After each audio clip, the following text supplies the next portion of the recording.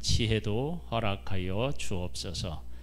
하나님 아버지의 은혜를 소망하오며 예수님의 이름으로 기도드립니다. 아멘. 히브리서 9장 14절 말씀을 보겠습니다.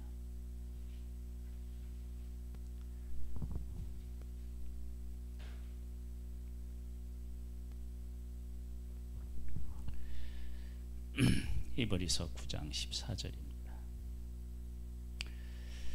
말씀을 한번 같이 읽어볼까요? 하물며 영원하신 성령으로 말미암아 흠없는 자기를 하나님께 드린 그리스도의 피가 어찌 너희의 양심을 죽은 행실에서 깨끗하게 하고 살아계신 하나님을 섬기게 하지 못하겠느냐. 아멘.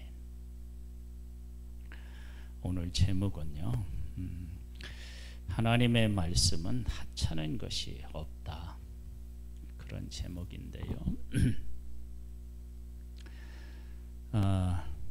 하나님께서 예수님을 보내주셨잖아요. 예수님을 보내주셨는데 무엇 때문에 보내주셨느냐? 그럼 우리의 죄 때문이죠. 그러면 죄가 언제 시작됐어요?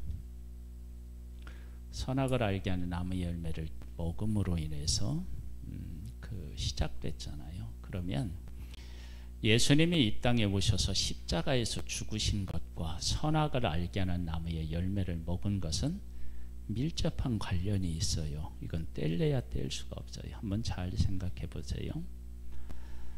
선악을 알게 하는 나무의 열매를 먹는 것과 독생자를 이 땅에 보내서 십자가에서 죽게 하는 것은 사실 비교하기가 어렵죠.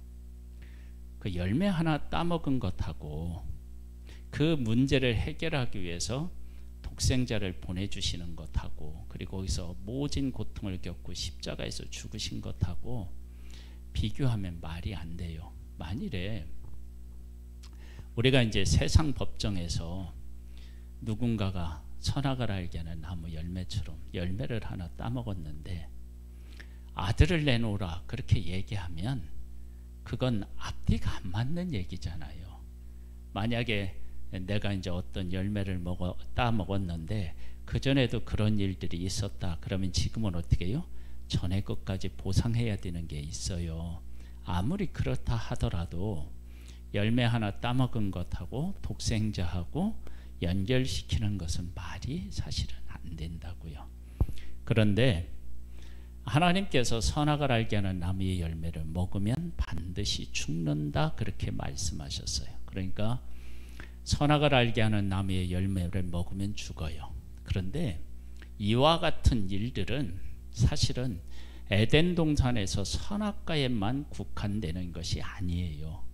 왜 그러느냐? 우리가 레위기서를 우리가 지난번에 이렇게 묵상했는데 별것도 아닌데 잘못을 하면 하나님이 그 잘못한 사람에게 어떤 형편을 내리시냐면 백성 중에서 끊어지리라. 그 백성 중에서 끊어진다는 얘기는 곧 뭐냐면 죽는다는 이야기입니다. 근데 이 죽는 것들이 어떻게 보면 너무 사소한 것 같은 것 때문에 죽어야 되는 일들이 많아요. 우리 지금 현행의 법으로 얘기하면 내가 사람을 죽였다 하더라도 지금 그 사형제도가 거의 유명무실한 상태이란 말이에요. 그러면 내가 어떤 잘못을 했다 그러면 잘못하고 내가 받는 형벌하고 이 형평성이 있어야 됩니다. 그런데 하나님의 말씀은 대부분 이렇게 보면 형평성이 안 맞아요. 이게 작은 일 같은데 형벌은 어떻게 되냐면 목숨이에요. 그런 언밸런스, 바란스가 안 맞아요. 그런 일들이 하나님의 그 명령 속에는 숨어 있다. 그런 것들이 들어 있어요. 그렇다면 하나님의 말씀이라고 하는 이것은 우리가 세상에서 이야기하는 것처럼 어떤 말씀은 어떤 일은 작은 일이고 어떤 일은 큰 일이고 이런 것들을 사실은 세상에서는 잘 나눌 수 있지만 하나님 안에서는 그것을 나눌 수가 없어요. 그걸 나눌 수가 없어요. 그래서 이것이 신약에 오면 더 이게 놀라워요. 왜 그러느냐? 형제에 대해서 미련한 놈, 네? 그 다음에 그렇게 욕을 하고, 그러면 어떻게 되냐면, 우리가 뭐를 한 거냐면, 그를 죽이는 것이 되고, 죽이는 것이면 곧 내가 뭐 어떻게 해야 돼요? 죽어야 되겠죠. 아니, 그런 것까지도 들어가요. 그러니까 하나님의 법이라고 하는 것은 우리가 생각한 것처럼 이것은 중요하고 이것은 중요하지 않다? 사실은 그런 것이 단 하나도 없습니다. 선악을 알게 하는 나무의 열매, 그거 하나 먹은 것으로 어떻게 해요? 죽는데, 자기만 죽는 것이 아니라 그 후손 대대로 어떻게 해요? 하나님하고의 관계가 끊어져요. 그리고 영원한 형벌을 받아서 얼마만큼 형벌을 받느냐? 지옥에 들어가서 영원히 죽을 수밖에 없는 그런 상황에 놓이게 된다고요. 여러분, 그렇게 생각하면 선악을 알게 하는 나무의 하나 열매를 따먹는 것은 아무것도 아닌 것 같은데, 그 형벌은 아무것도 아닌 게 아니고 영원히 하나님하고 단절되고 죽어서 지옥에 가서 그 형벌을 겪어야 되는 그런 것까지 다 연결이 됩니다. 그러니 선악을 알게 하는 나무의 열매를 따먹는 것은 어마어마한 일이 되는 거예요. 그리고 그 일 때문에 누가 그 문제를 해결하기 위해서 오셨냐면 독생자 예수 그리스도가 그 문제를 해결하기 위해서 이 땅에 오셨다고요. 그러면 그 문제가 얼마나 큰지를 알 수 있죠. 그러니까 우리들이 하나님의 말씀을 이렇게 대할 때 이건 내가 얼마든지 임의대로 해석해서 볼 때 이건 뭐 범해도 돼, 이건 별거 아니야, 그런 것들이 이 세상에 단 하나도 없다는 거예요. 여기 지금 9장 우리가 14절 말씀을 읽었는데요, 이렇게 나와 있어. 그 위로 올라가면 11절에 보면 그리스도께서는 장래 좋은 일의 대제사장으로 오사 손으로 짓지 아니한 것 곧 이 창조에 속하지 아니한 더 크고 온전한 장막으로 말미암아 염소와 송아지의 피로 하지 아니하고 오직 자기의 피로 영원한 속죄를 이루사 단번에 성소에 들어가셨느니라. 염소와 황소의 피와 및 송아지의 죄를 부정한 자에게 뿌려 그 육체를 정결하게 하여 거룩하게 하거든 하물며, 그렇게 나오거든요. 즉 구약에 제물을 가지고 와서 하나님 앞에 제사를 드리면 내 죄를 어떻게 해요? 사함받을 수 있다고요. 그러니까 사함을 받는 거예요. 만약에 그렇게 하지 안 한다 그럼 어떻게 해요? 내 죄를 그냥 짊어지고 있어야 되고, 그 죄의 문제를 해결하지 못하면 어떻게 되느냐? 하나님의 징계, 심판을 받을 수밖에 없다고요. 그러면 구약에 그 내가 지은 죄, 엄청난 형벌을 받을 수 있는 죄를 제사라고 하는 것으로 인하여서 어떻게 해요? 반전시켜서 내가 하나님의 거룩한 백성으로 다시 회복이 가능하다고요. 구약의 율법을 가지고 그게 가능해요. 그걸 지키지 않으면 하나님의 심판을 면할 수가 없는 거예요. 그러니까 구약에도 마찬가지고요. 그 다음에 이제 신약에서 와서 예수 그리스도의 십자가가 우리의 죄를 씻는 거예요. 근데 예수님을 믿지 않으면 어떻게 해요? 죄가 그대로 있고 그것으로 인하여 심판을 받게 됩니다.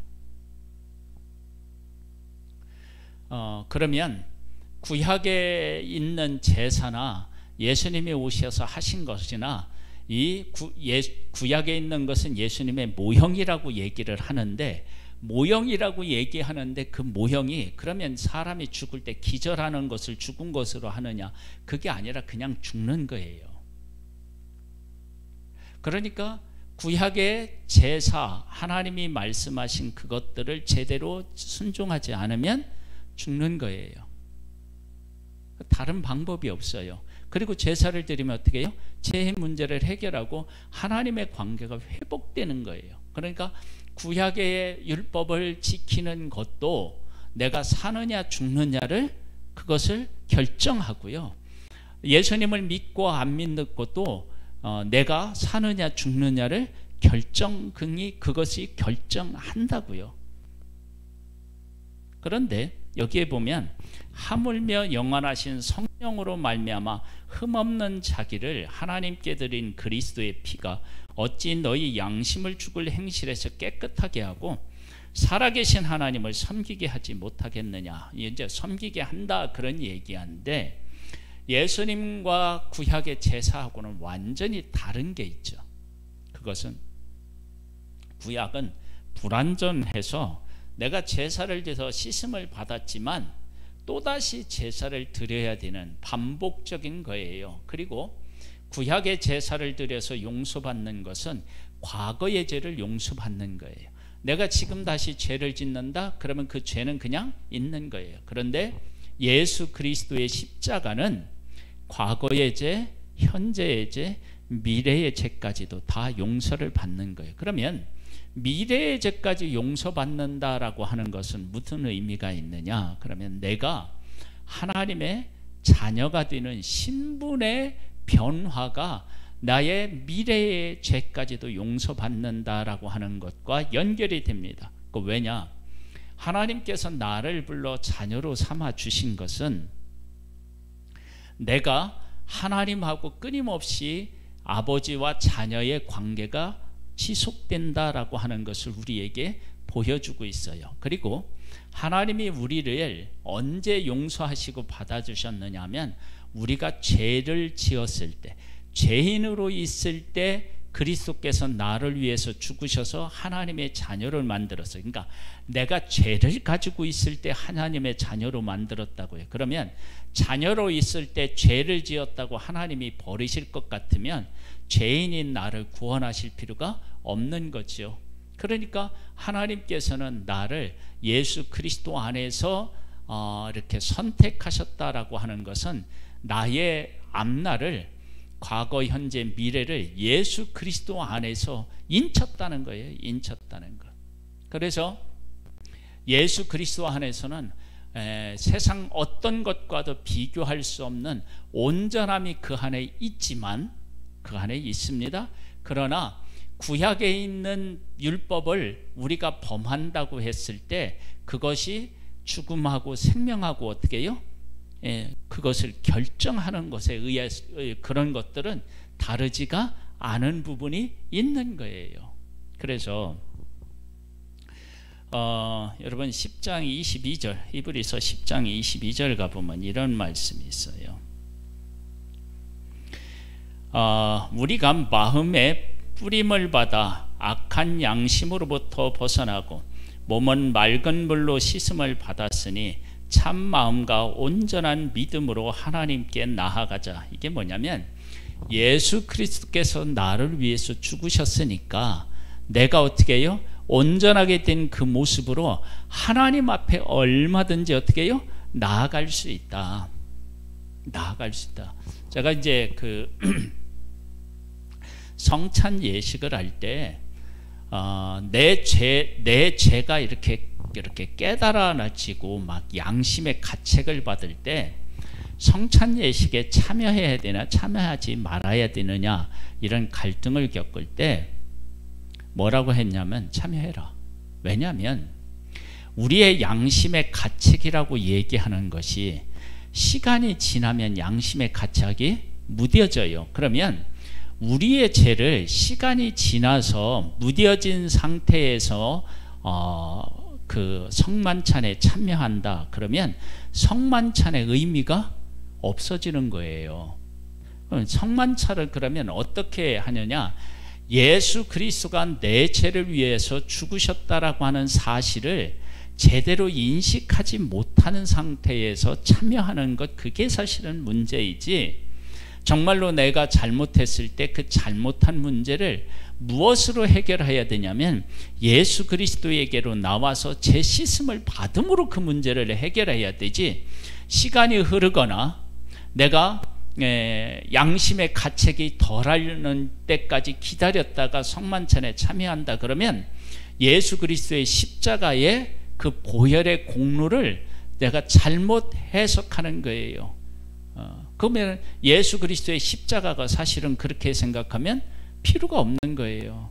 내가 죄를 지었는데 이 죄가 예수 그리스도의 십자가 외에는 씻음받을 길이 없다라고 하는 것을 고백하고 나와서 이 내 죄를 자복하고 그 예수 그리스도의 이 살과 피에 동참하는, 참여하는 그런 것이 복음적이지 않겠어요? 그래서 그렇게 된 우리들이 그렇게 씻음 받았으면 어떻게 되냐면 하나님 앞에 당당하게 나아가라는 거예요. 하나님 앞에 당당하게. 우리들은 유교라고 하는 어떤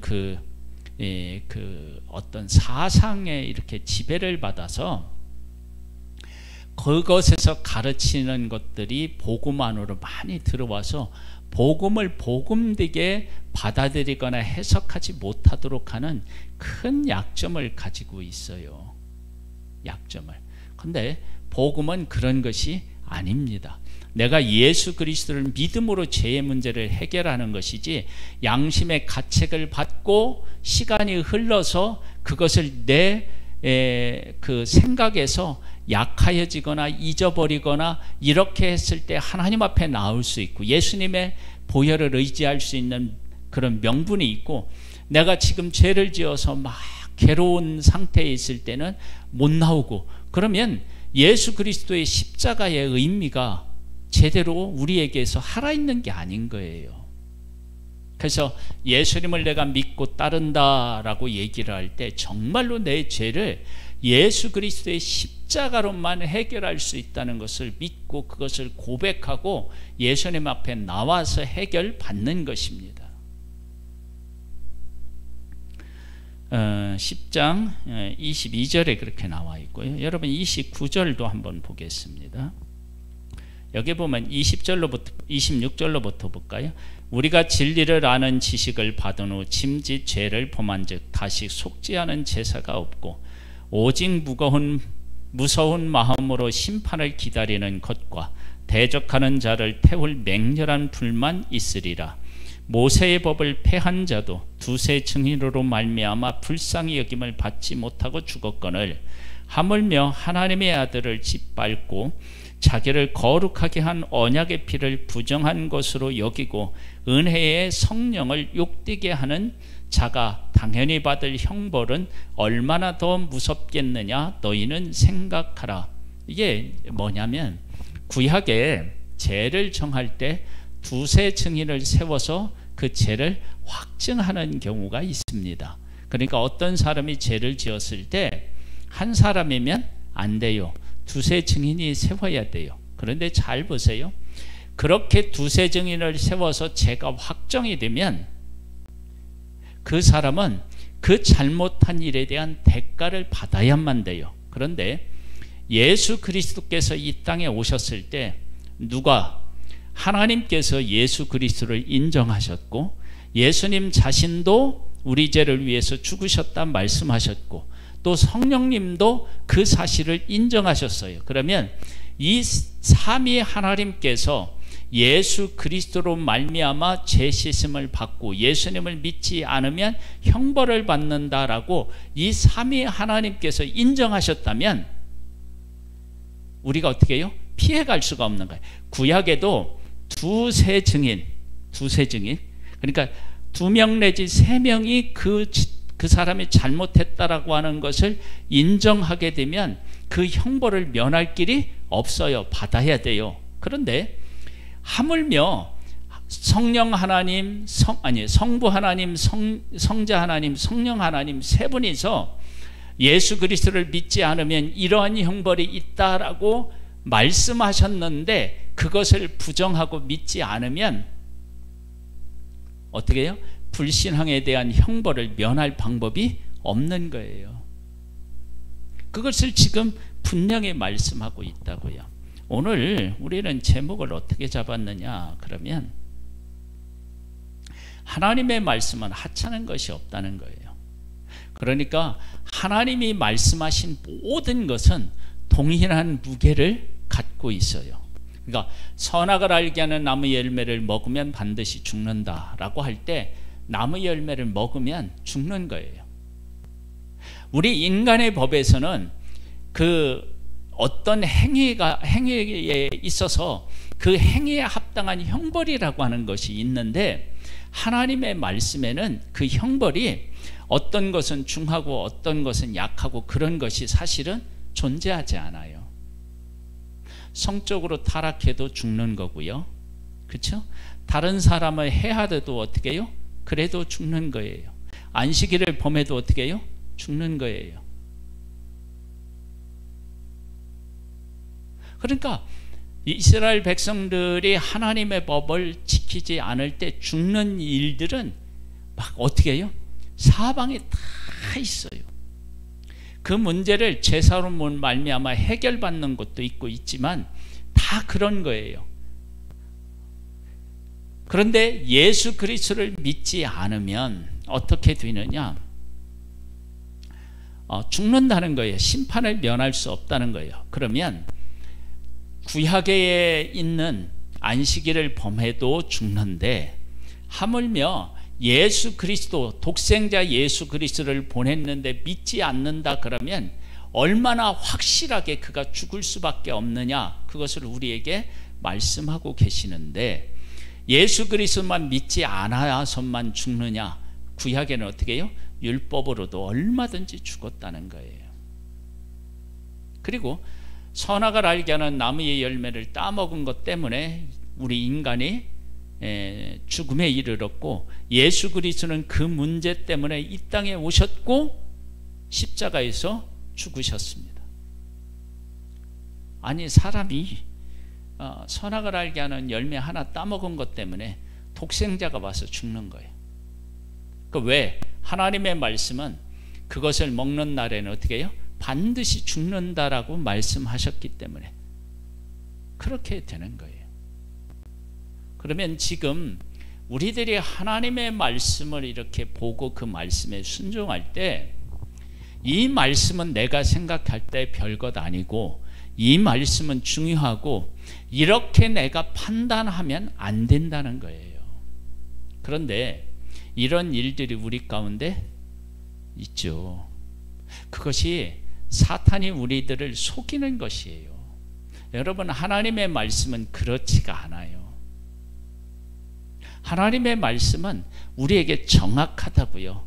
이것이 잘못된 것이고 이게 멸망의 길이고 이것이 하나님의 형벌을 받을 것이다. 그러면 지금 현대에 들어와서 그것이 약해졌느냐, 뭐 다르게 해석할 수 있느냐, 그런 게 아니라 하나님의 말씀이 그러면 그런 거예요. 그걸 내가 임의대로 판단하거나 해석해서 하나님의 뜻을 내가 해석한 대로 했다고 해서 하나님의 뜻이 약해지거나 변경되는 것이 아니고 그대로 그냥 살아있는 거예요. 그래서 하나님의 말씀을 어떻게 해요? 그대로 순종하는 것밖에 없어요. 그리고 그렇게 말씀하시는 것을 그냥 받아들이는 것밖에 없어요. 다른 방법이 없어요. 안식일을 거룩하게 지켜라. 그러면 안식일을 어떻게 해요? 지키는 거예요.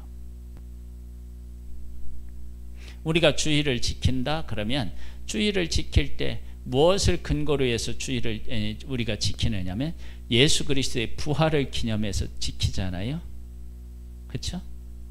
그러면 예수 그리스도의 부활이 살아있는 그 신앙 고백이 우리 가운데 있을 때 주일의 예배가 어떻게 해요?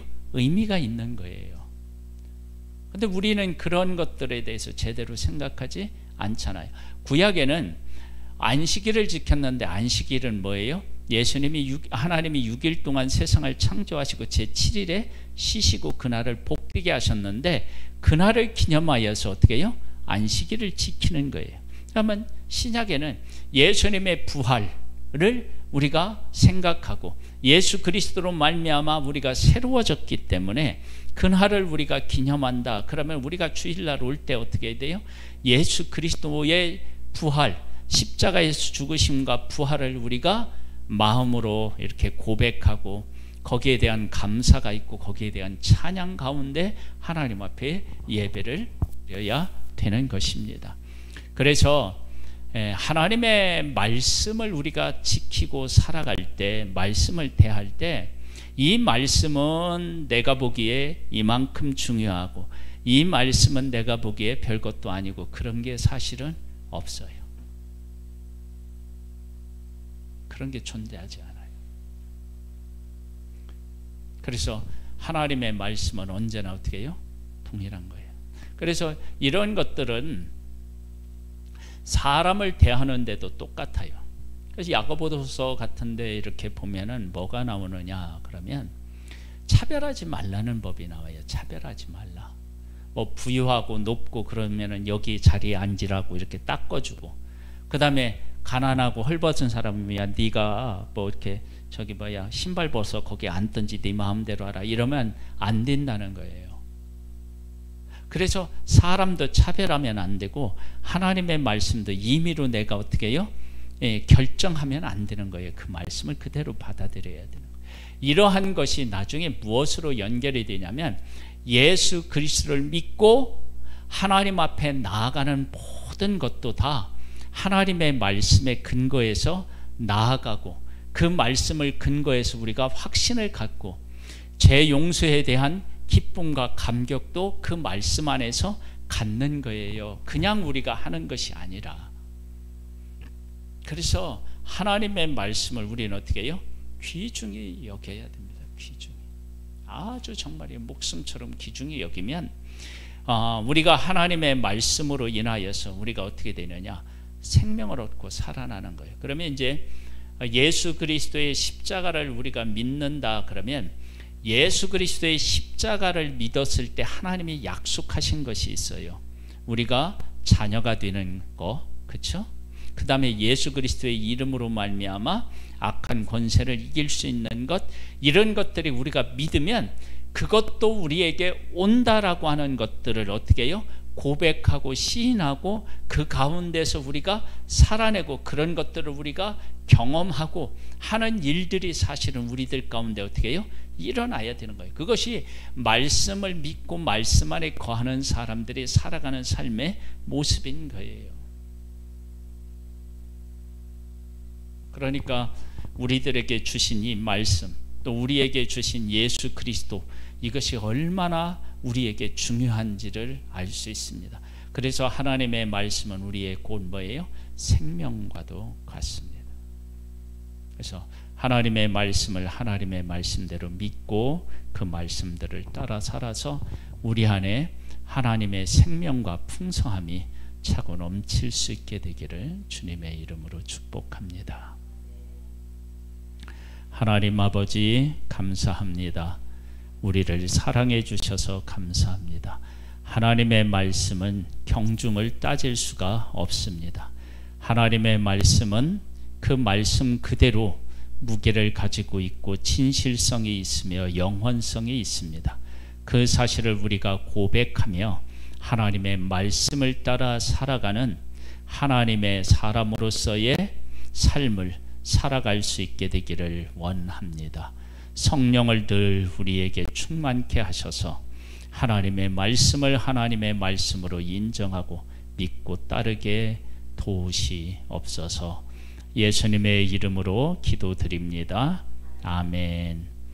하늘에 계신 우리 아버지여, 이름이 거룩히 여김을 받으시오며 나라에 임하옵시며 뜻이 하늘에서 이룬 것 같이 땅에서도 이루어지리이다. 오늘날 우리에게 일용할 양식을 주옵시고 우리가 우리에게 죄 지은 자를 사하여 준 것 같이 우리 죄를 사하여 주옵시고 우리를 시험에 들게 하지 마옵시고 다만 악에서 구하옵소서. 대개 나라와 권세와 영광이 아버지께 영원히 있사옵나이다. 아멘.